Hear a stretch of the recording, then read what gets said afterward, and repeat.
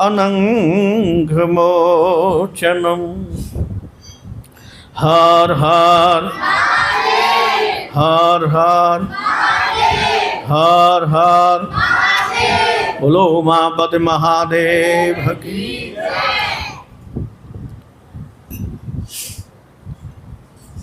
सौनकादिक 88,000 से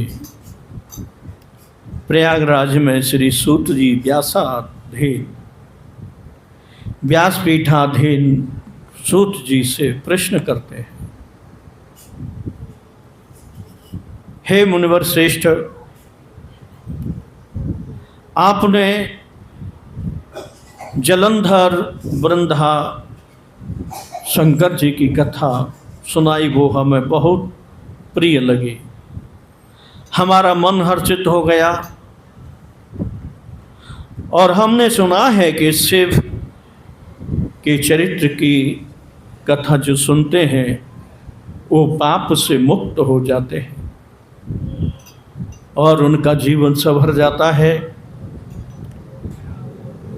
हमारी इच्छा है कि अब आप हमें शिव जी को रसीले चरित्र सुनाएं, जिन्हें सुनकर हमारे अंदर भगवान शिव की भक्ति प्रगाढ़ हो। सूर्य जी कहने लगे, हे मुनिवर्यो, मैंने अपने श्री गुरु व्यास जी से ये प्रश्न किया था और व्यास जी ने यही प्रश्न सनातन जी से प्रश्न किया। सनातन जी ने यही प्रश्न नंदीश्वर से किया। नंदीश्वर ने जो कहा वह मेरे गुरु व्यास जी ने हमसे कहा, वही कथा मैं तुम्हें सुनाता हूं। मेरे गुरु पाराशर पुत्र व्यास जी ने प्रश्न किया था कि चंद्रचूड़ कौन है, इसकी उत्पत्ति कहाँ से हुई, वो सब कथा मैंने सुनी, हुआ मैं तुम्हें सुनाता हूं। ब्रह्मा जी के पुत्र मरीचि, मरीचि के पुत्र कश्यप, कश्यप जी को दक्ष ने अपनी 13 कन्याओं का विवाह किया। उन 13 कन्याओं से जो संतान उत्पन्न हुई उसे पूरा पृथ्वी भर गई, पूरा संसार भर गया। उनमें से दक्ष की जो 13 पुत्रियां थीं, दनु नाम की एक कन्या कश्यप जी को ब्याही थी। उसके गर्भ से विप्रजित नाम का एक पुत्र श्रेष्ठ उत्पन्न हुआ, जिसने त्रिलोकी में शासन किया। विप्रजित के यहाँ दंभ नामक पुत्र हुआ, जो दंभ बड़ा धर्मात्मा और भगवान शिव का भक्त था। उसके शासन काल में प्रजा बहुत सुखी थी, कोई व्याधि व्याधि नहीं थी। पृथ्वी भी बिना जोते ही फसल देती थी, अन्न देती थी। वृक्ष हमेशा फल फूलों से लदे रहते थे। समय पर बारिश होती थी, समय पर सूर्य निकलता था, समय पर चंद्रमा से धरती सिंचित होती। बहुत उसने यज्ञ किए, शिव का तो मानो परम भक्त ही था, लेकिन उसके कोई संतान नहीं। संतान के अभाव में दैत्यराज दंभ दुखी होने लगा। एक दिन उनके गुरु श्री शुक्राचार्य जी उनके घर पधारे तो उन्होंने बड़ा सत्कार आदर किया, पूजा की और अपने सिंहासन पर बिठाया। और अपना जो सुख था और जो दुख था वो श्री गुरु जी के चरणों में निवेदन किया। शुकाचार्य जी ने कहा कि हाँ, समस्या तो बड़ी विकट है राजन, इसके लिए तुम्हें तप करना पड़ेगा। अगर तप करते हो तो तुम्हें सुंदर पुत्र की प्राप्ति होगी। दंभ राजा सुनकर के तैयार हुआ। शुक्राचार्य से तप की विधि, पुत्र कैसे प्राप्त हो उसकी पद्धति प्राप्त करके पुष्कर तीर्थ में चले गए और वहां उन्होंने बड़ा कठिन तप किया। कई हजार वर्ष बीत गए तप करते करते। तब देवताओं में खलबली मच गई कि ये दंभ तप कर रहा है, कहीं हमारे इंद्र पर, इंद्रासन पर आ कब्जा न कर ले। दुखी हुए और वे सीधे ब्रह्मा जी के पास गए। इंद्र ने कहा, हे ब्रह्मदेव, आपकी छत्र छाया में हम रहते हैं, लेकिन आप कुछ न कुछ ऐसा वरदान देते दे हैं राक्षसों को जो हमें बड़ी पीड़ा देते हैं। दंभ नामक राजा तप कर रहा है और उस तप की आहुति पर, पूर्ण आहुति पर आप जाएंगे तो उन्हें कोई ऐसा वरदान मत देना जिससे हम लोग दुखी हों। ब्रह्मा जी ने कहा, वरदान देने का मेरा कार्य है, लेकिन जितना तप होता है उतना वरदान मैं उनको देता हूं। इंद्र चले गए। ब्रह्मा जी का सिंहासन डोलने लगा। ब्रह्मा जी तुरंत पुष्कर क्षेत्र में दंभ राजा के पास पहुंचे। कहा, पुत्र आँख खोल, वरदान मांग, तेरी तपस्या पूर्ण हुई। दंभ ने कहा, हे ब्रह्मदेव, अगर आप मुझसे सच में प्रसन्न हैं तो मुझे ऐसा वरदान दीजिए, मेरे यहाँ ऐसा पुत्र हो जो त्रिलोकी में विजयी हो। देवता, दानव, दैत्य, यक्ष, गंधर्व, किन्नर, सर्प, नाग, कोई उसका वध न कर सके। ब्रह्मा जी विचार करते हैं कि अभी अभी इंद्र आए थे, वो कह गए थे ऐसा वरदान मत देना। अब क्या करें, तपस्या इसने की है। पुत्र ही मांगता तो पुत्र दे देते, लेकिन इसने मांगा है कि त्रिलोकी में विजयी हो, यक्ष दानव किसी से उसका वध न हो। ब्रह्मा जी सोच में पड़ गए। ब्रह्मा जी ने शंकर जी का ध्यान किया।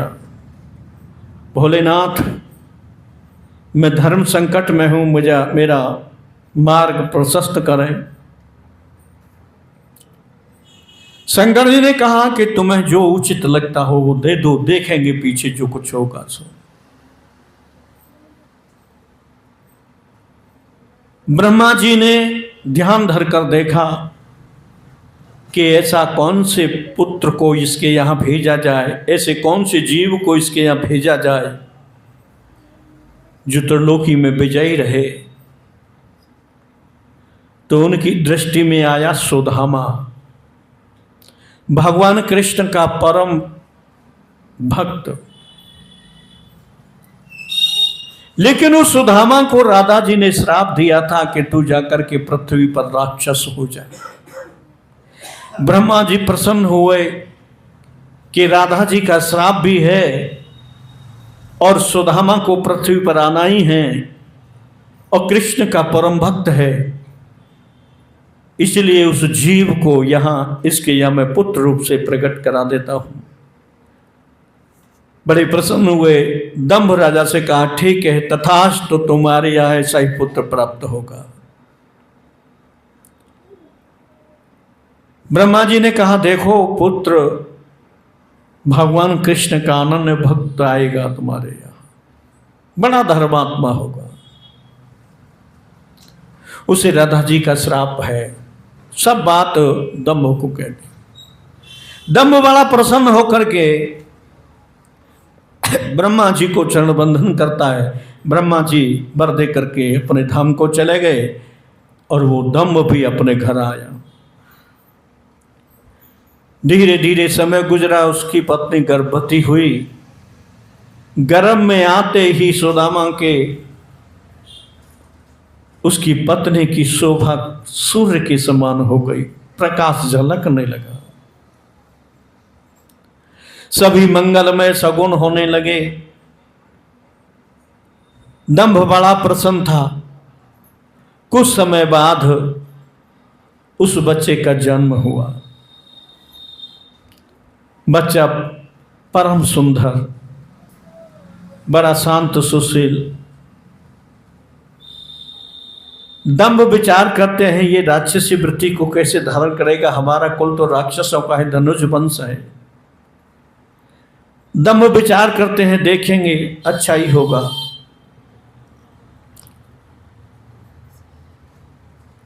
गुरु शुक्राचार्य जी पहुंचे, उन्होंने उसे मंत्र दीक्षा दी और कहा कि पुत्र अब तुम तप करने के लिए जाओ, तप करो।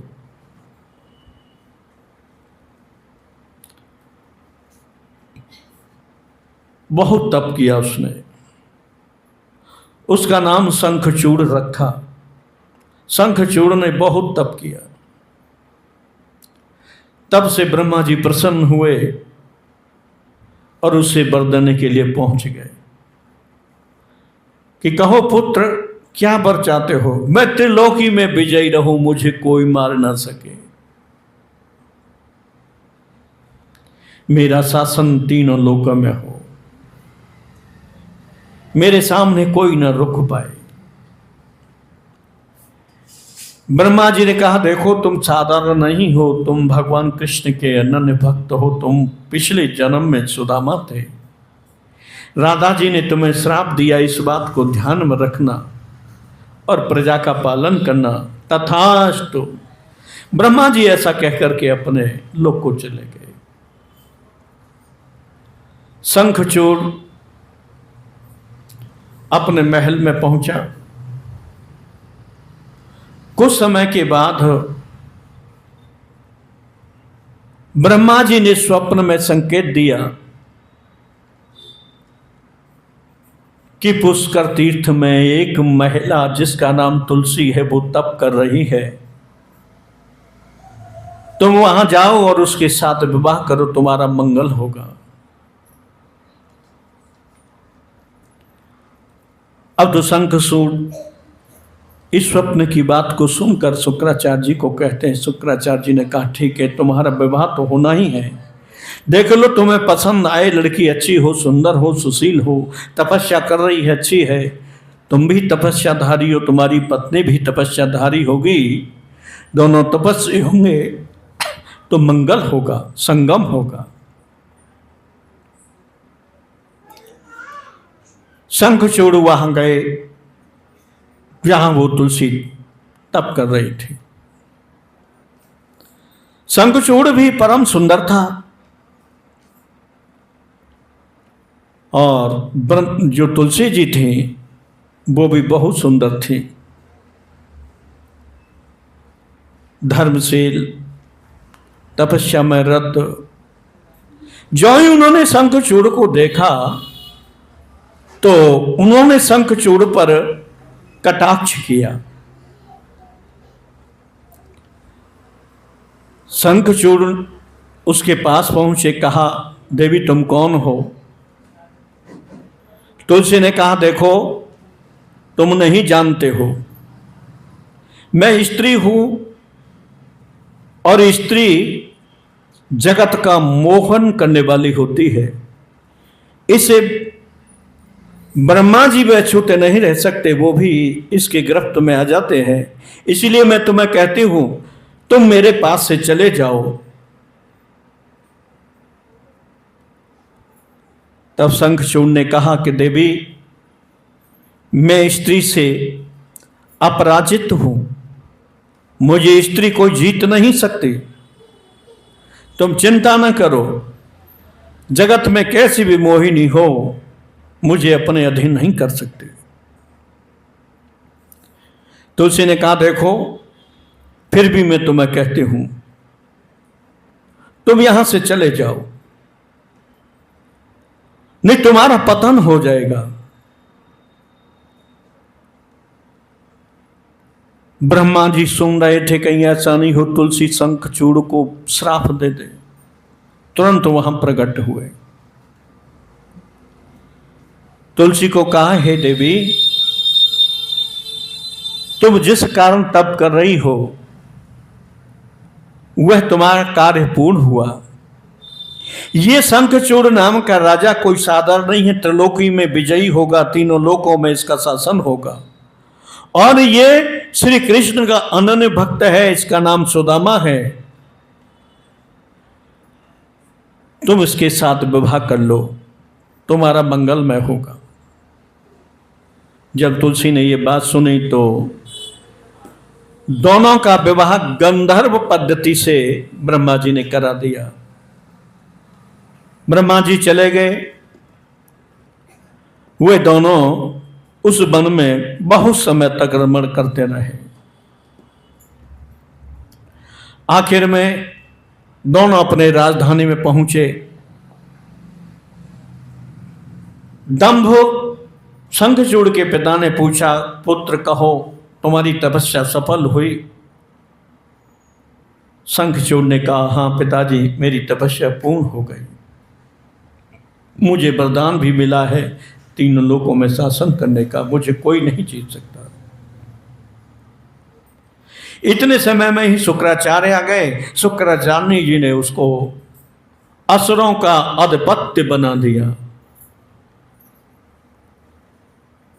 बहुत बड़ी सेना लेकर के शंखचूड़ इंद्रपुरी को चला युद्ध करने के लिए।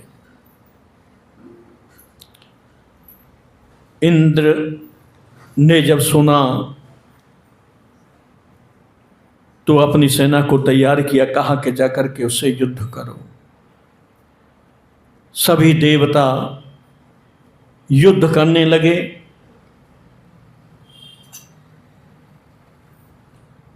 शंखचूड़ की सेना विचलित हो गई, भागने लगी। देवता बलवान बन गए। जब शंखचूड़ ने यह सुना कि मेरी सेना भाग रही है तो वो तुरंत सेना के आगे पहुंचे, सेना को रोका और स्वयं युद्ध करने लगा। उसके युद्ध के सम्मुख कोई भी देवता रुक न सका। सब सेना पलायन कर गई। जब इंद्र को पता चला तो इंद्र सब सेना को रोकते हुए फिर आगे बढ़ा, शंखचूड़ के पास पहुंचा।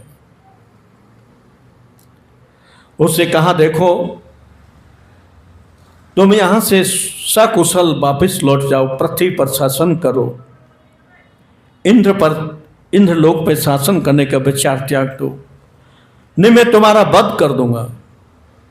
मैं नहीं चाहता कि तुम भी हमारे भाई हो। देवता और दानव दोनों भाई भाई ही है। कश्यप की ही संतान है, दिति से और अदिति से, और ये धनु है उनकी सौतेली माता ही है। बस तुम मेरे भाई हो, तुम चले जाओ, युद्ध का विचार त्याग दो। शंखचूड़ ने कहा कि जो वीर पुरुष होता है वही पृथ्वी पर शासन करता है, वही तीनों लोकों में शासन करता है। अगर तुम्हें वीरता है तो युद्ध करो। इंद्र समझ गए कि इससे युद्ध करना होगा। वज्र का प्रहार किया। शंखचूड़ ने अपने बाण से उस वज्र के टुकड़े टुकड़े कर दिए। इंद्र डर गया। इंद्र और इंद्र की सेना सभी में भगदड़ मच गई। किसी ने पर्वत की कंदरा में आश्रय लिया, किसी ने पर्वत पर आश्रय लिया, सब दुखी हो गए। शंखचूड़ इंद्रपुरी में पहुंचकर इंद्रासन पर बैठकर वहां का शासन संभाला, अपनी सेना को नियुक्त किया और पृथ्वी पर जितने यज्ञ पूजा विधि होती थी सबका फल स्व खाने लगा। देवताओं को कोई भाग नहीं मिलने दिया। देवता कमजोर हो गए और राक्षस बलवान बनते चले गए। पृथ्वी पर भी शासन, तीनों लोकों में, पाताल में भी शासन, पृथ्वी पर शासन, स्वर्ग में शासन, शंखचूड़ त्रिलोकी विजयी बन गए। देवता छुपके से ब्रह्मा जी के पास पहुंचे। ब्रह्मा जी से कहा, प्रभु बड़ा अनर्थ हो रहा है, हमारा सारा अधिकार छीन लिया है, हमको भोजन व्यवस्था भी नहीं मिल रही है। जब पृथ्वी पर कोई यज्ञ हवन करता है उससे हमको आहार मिलता है, हम उनको फिर खुशहाली देते हैं, लेकिन ये शंखचूड़ तो खुद यज्ञ भाग खा रहा है। ब्रह्मा जी ने कहा, मैं क्या कर सकता हूं? हे इंद्र, तुम जानते नहीं हो, ये कृष्ण का भक्त है, ये सुदामा है, ये धर्मात्मा है, धर्म के आधार से प्रजा की रक्षा कर रहा है, इसके शासन में कोई दुखी नहीं है, कहीं अधर्म नहीं है, तो कहो इसका वध कैसे होगा? तुम जाओ, छुप रहो। इंद्र ने कहा, ऐसा न करो ब्रह्मदेव, हम बहुत दुखी हैं। इंद्र रोने लगे। ब्रह्मा जी का, ठीक है, कोई न कोई उपाय करेंगे, तुम चिंता न करो, पर इस समय तुम अपने जहां छुपे हो वहीं छुप जाओ। ब्रह्मा जी बड़े दुखी हुए कि क्या किया जाए। धर्म तो इसका श्रेष्ठ है, पर नीति इसकी अशुभ है, देवताओं का विरोधी है। अगर देवताओं का सहयोगी होता और धर्मात्मा होता तो यही इंद्र बनकर इंद्रासन पर काबिज रहता और तीनों लोकों में राज्य करता, परंतु इसका वध करना भी जरूरी है। ब्रह्मा जी ने सभी देवताओं को एकत्रित किया और विष्णु जी के पास गए। विष्णु जी से सब समाचार कहा। विष्णु जी ने कहा कि मैं जानता हूं, मेरा ही भक्त है शंखचूड़, और उसकी पत्नी भी बड़ी पतिव्रता है, वो भी हमारी ही भक्त है। उसका वध करना बहुत मुश्किल है, क्योंकि धर्म से शासन कर रहा है। ब्रह्मा जी ने कहा, ठीक है, धर्म से शासन कर रहा है, लेकिन हम लोग सब कार्यरत हैं इस ब्रह्मांड की सेवा के लिए, और हमारी बड़ी जिम्मेदारी भी है कि देवताओं को स्वतंत्र छोड़ा जाए, जिससे पृथ्वी पर यज्ञ धर्म कार्य हो, और उसका फल इंद्र भोगे, देवता लोग भोगे। उसका फल तो ये शंखचूड़ भोग रहा है। विष्णु जी ने कहा, ये कोई साधारण नहीं है, समय आएगा, इसको राधा जी का श्राप लगा है, और इसके कारण मुझे भी श्राप लगा है, राधा को भी श्राप लगा है, हम सभी श्राप से अभिशापित हैं। इसकी भी मुक्ति का कोई न कोई विधान बनाना ही होगा। अब तो ब्रह्मा जी को लेकर के विष्णु जी देवताओं को साथ लेकर के कैलाश पर्वत पर पहुंचे शिव जी के यहाँ। शिव जी के यहाँ जब ये सब लोग गए तो द्वार पर से ही इनको गणों ने लौटा दिया और कहा कि ज्यादा अधिक तुम उछल कुदल करोगे तो युद्ध करेंगे हम आपसे, और आपको हम बहुत दंड देंगे, भाग जाओ यहां से। विष्णु जी ने, ब्रह्मा जी ने बड़ी अनुनय विनय की कि हमको यहाँ बैठने के लिए जगह दे दो, पहले द्वार पर हम यहाँ बैठते हैं, जब शंकर जी आ जाएंगे तब उनसे बात कर लेंगे। तो पहले द्वार में अंदर उनको प्रवेश करा दिया, गणों ने बैठ गए, और चुपके से फिर विष्णु जी और ब्रह्मा जी इंद्र के सहित आगे बढ़े। उन्होंने 14 द्वार कुछ तो लड़ाई करके कुछ विनय के साथ पार कर लिए। 15वें द्वार पर पहुंचे तो क्या देखते हैं कि बड़ा सुंदर रत्नमय वातावरण है। भगवान भोलेनाथ एक बहुत बड़े विशाल क्षेत्र में जो स्वर्ण की आभा से ऐसा चमक रहा है, सौ करोड़ों सूर्य के प्रकाश से प्रकाशित हो रहा है, और वहां जितने भी गण हैं सब रुद्र रूप में हैं, सबके 5 मुख हैं और 3 नेत्र हैं, सबके हाथ में त्रिशूल डमरू है, सब बागंबर पहने हुए हैं, रेशमी वस्त्र धारण किए हुए हैं, भस्म रमाए हुए हैं। इन्हीं के बीच में महाशिव एक उच्च सिंहासन पर विराजमान है। उन पार्षदों में और महाशिव में वेश को देखते कोई अंतर नहीं लगता। विष्णु जी जाकर के वहां पहुंचे, बड़ी शांत भाव से बैठ गए। वहां शंकर जी की कुछ चर्चा चल रही थी।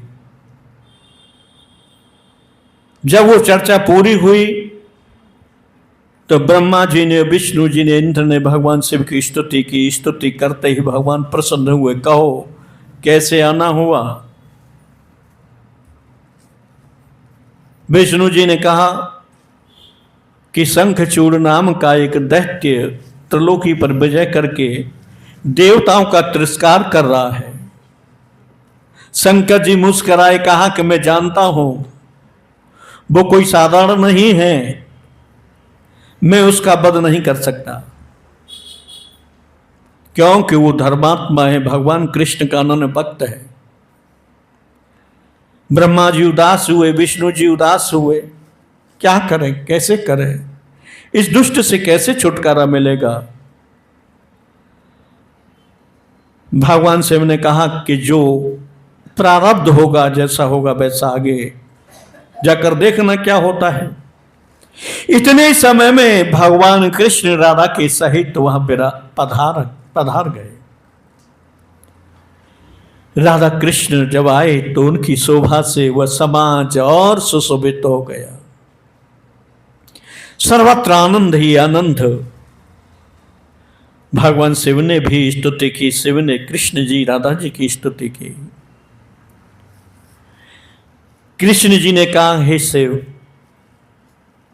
मानते हैं कि चंद्रचूड़ मेरा भक्त है, परम भक्त है, लेकिन राधा जी ने, इन्होंने इसे श्राप दिया कि तू राक्षस हो जा, और इस तरह से वो राक्षस यहां बनकर रहता रहेगा तो वहां गोलोक धाम में कैसे पहुंचेगा? आप उसका निसंकोच होकर के वध कीजिए, मेरी स्वेच्छा है, मेरी इच्छा है। और मुझे भी श्राप लगा हुआ है, राधा को भी श्राप है। उस श्राप की निवृत्ति के लिए हम लोग द्वापर में, भारत भूमि में, ब्रज प्रदेश में जाकर के अवतरित होंगे, तब हमारा श्राप से छुटकारा हमको मिलेगा। वहां भगवान कृष्ण जी मुस्कुराए, कहा कि हे गोविंद, मेरी दृष्टि आपको देकर के हटती ही नहीं है। ऐसा लगता है कि आप हर समय मेरे सम्मुख खड़े ही रहे। कृष्ण जी मुस्कुराए और कहा कि हे शिव, यही तो तुम्हारी महानता है। शिव जी ने कहा कि मैं पहले सोच रहा था कि आपका भक्त है, मैं उसका वध कैसे करूंगा, लेकिन आपने कहा है तो मैं आपकी आज्ञा को शिरोधार्य करता हूं और उस दुष्ट का निश्चित रूप से वध करूंगा, आप चिंता न करें। बोलो श्री कृष्ण भगवान की। गोविंद हरे गोपाल, गोविंद हरे गोपाल हरे।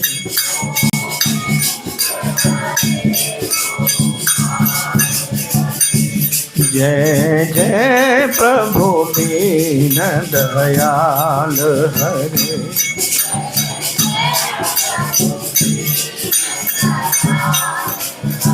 जय जय प्रभु दीन दयाल हरे।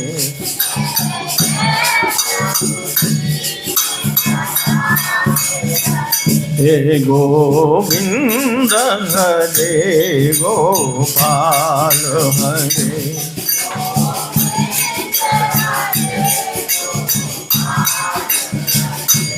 जय जय प्रभु दीन दयाल हरे।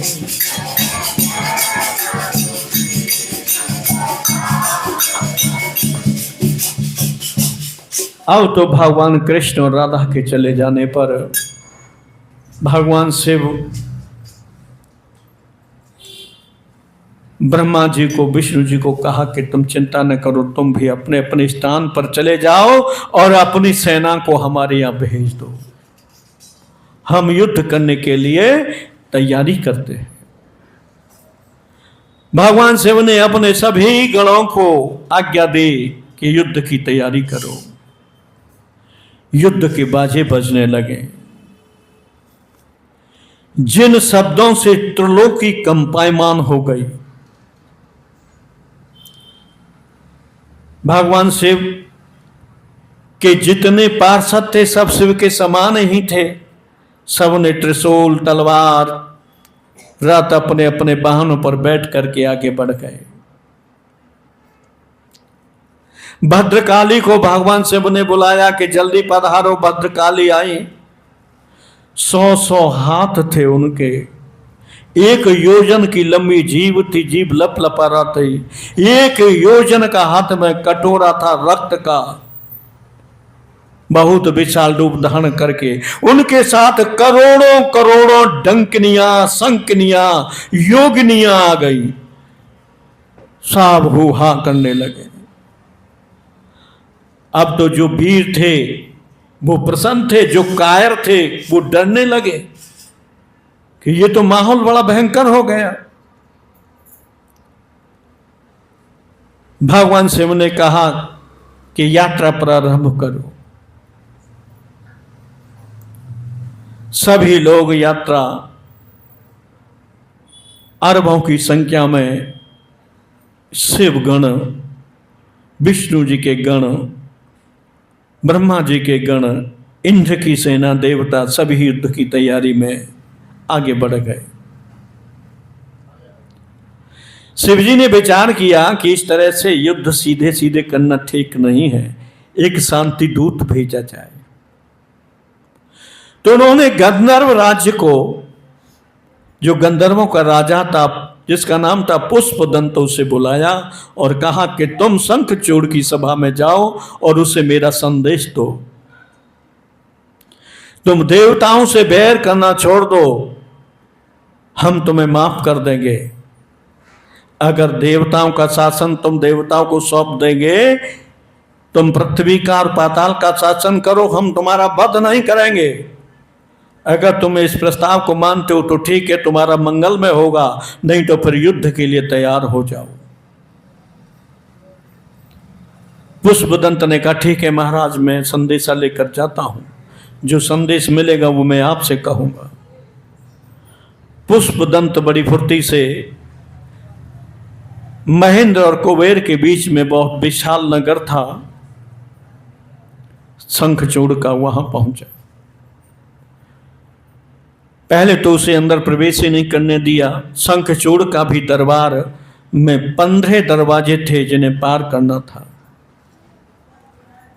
पुष्पदंत ने जाकर देखा तो वो भी दंग रह गया। जिस तरह से शिव का दरबार था वैसा ही शंखचूड़ का दरबार था।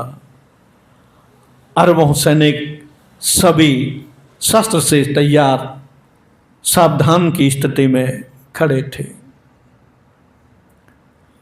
शंखचूड़ को प्रणाम किया, स्तुति की और कहा कि महाराज मैं एक संदेशा लेकर आया हूं, मैं दूत हूं।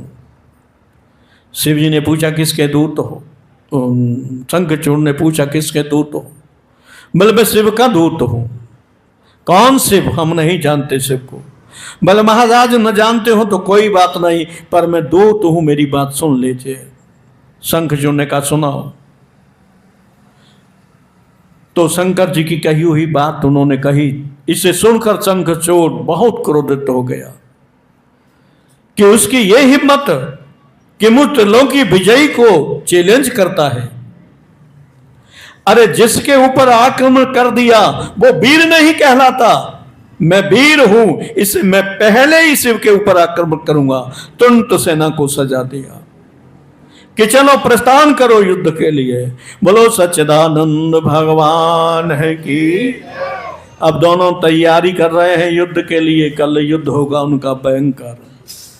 हार हार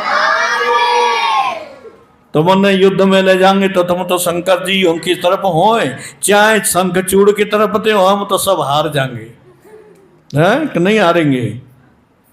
हार हार हार हार हार हार। भगवान शिव को अगर पसंद आ गए ना हमारी आवाज और प्रेम हमारा, तो मैं सत्य कहता हूं, मजाक मत समझना। हो सकता है अपने सेना में हमको भी ले ले, या अपने शिवलोक में बुला ले। ऐसे ही तो सब जाते हैं, कोई अलग से नहीं आता। जितने पृथ्वी पर जीव हैं कोई सब साधारण नहीं है, सब विचित्र हैं। लेकिन अपने अपने कर्मों से हम भटकते जा रहे हैं, नीचे गिरते जा रहे हैं। ये जीव साधारण नहीं है, ये भगवान का अंश है, भगवान ही है एक तरह का। लेकिन हम अपने दुष्कर्मों से, गलत कार्यों से नीचे गिरते जा रहे हैं, नीचे गिरते जा रहे हैं। जब हम भगवान को प्रसन्न कर लेंगे, जिस दिन हमारा जीव दिव्य पवित्र बन जाएगा, उस दिन हम भी वही अधिकारी हो जाएंगे। बोलो सच्चिदानंद भगवान है कि